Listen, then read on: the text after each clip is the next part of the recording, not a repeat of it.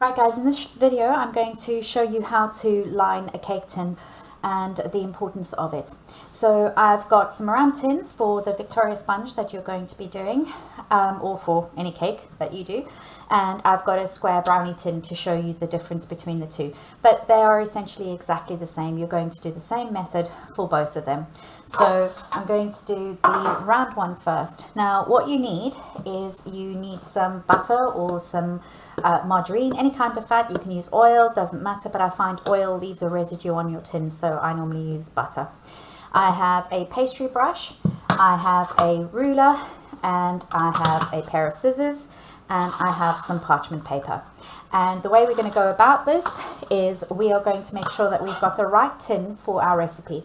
So for the Victoria sponge, I think it's a 20 centimeter tin that you need. And the way in which you measure it is you are going to measure from the inside edge to the inside edge and try and get it as in the middle as you can. And it is a 20 centimeter tin. Right, so I've checked that I've got the right tin, and now I'm going to get the lining paper ready. So what I've got is I've got non-stick greaseproof paper, but guys, honestly, I've used paper in a pinch. It is just to cover the bottom of the tin so that the cake comes off easily, but you can use whatever you like. If you don't have parchment paper, you can use greaseproof paper, baking paper, anything that you have to hand. Now, I want to make sure that my tins will fit on my parchment paper, so I just make a little line to show me that that is how much parchment paper I need. And then I'm going to use my scissors and I'm going to cut a piece of my parchment paper. Now, because parchment paper is all rolled up, what happens is as soon as you let go, everything rolls up. So what I do is I fold it, and then I fold it in a triangle. And again, doesn't matter how you fold it, guys, just so that you've got some folds in it. And then that stops it from rolling up so that you can work with it much easier. The next thing I'm going to do, now you can do this in two ways. You can do this with, I just use the scissors that I've got to hand, but you can also draw around it if you want a more accurate. Now I hate wasting baking parchment. It's not very friendly for the environment. So I try and get two circles, which is going to be, if you have a look, I hope I have the, it's going to be almost, you might be slightly smaller than your tin, but that's absolutely fine, guys. So I'm going to fold mine in half, and then I'm going to put my tin on top, and I'm just going to make sure that I've mainly got it over. Then I'm going to hold my tin, and I'm just going to score the paper all the way around the tin. Be careful not to scratch your tin. But now you have an outline of your circle on your parchment paper, and I'm going to do two at the same time just because it's quicker. So I'm going to hold it like that, or you can fold it again and quarter it and only do trace half your circle. So I'm going to hold that down, and then I'm going to go around, keeping my paper together.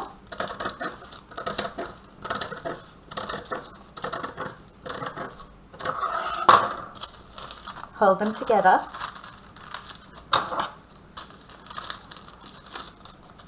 And then I'm going to go around the other side.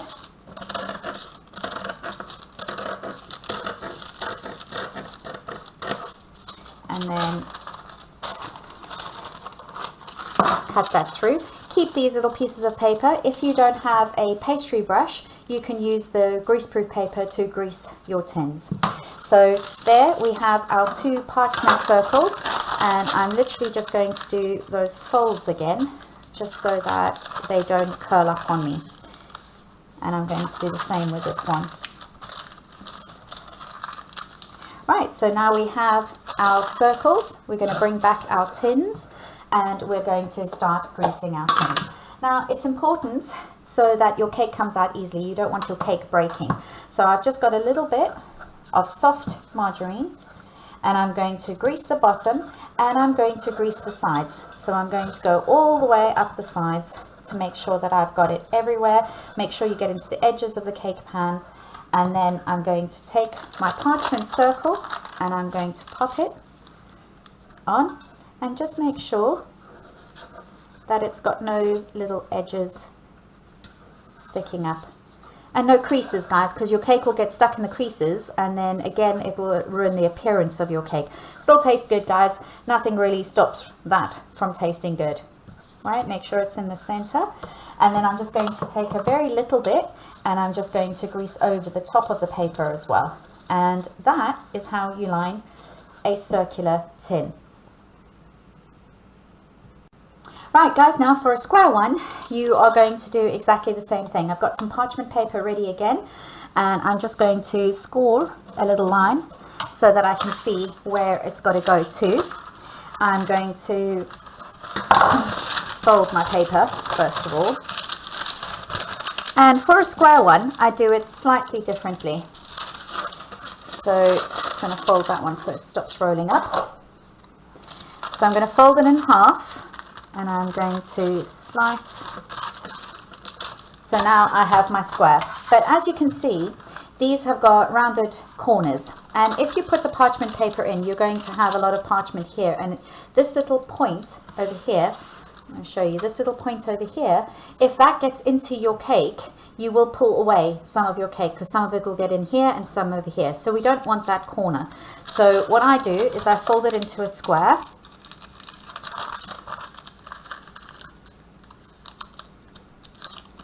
Like that, and then I simply just score it with my finger so that I've got the curve, and then trim the corners, and then when you open that up, that'll fit into your tin. And you do exactly the same. You are going to grease the bottom, grease the sides, and then pop your parchment paper in.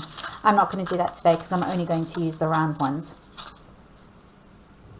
Right, guys, so there we have it. I've got both my tins greased and lined and ready for my cake. This is always the first step that you do when you're making cakes, so that you make sure that your cakes are prepared.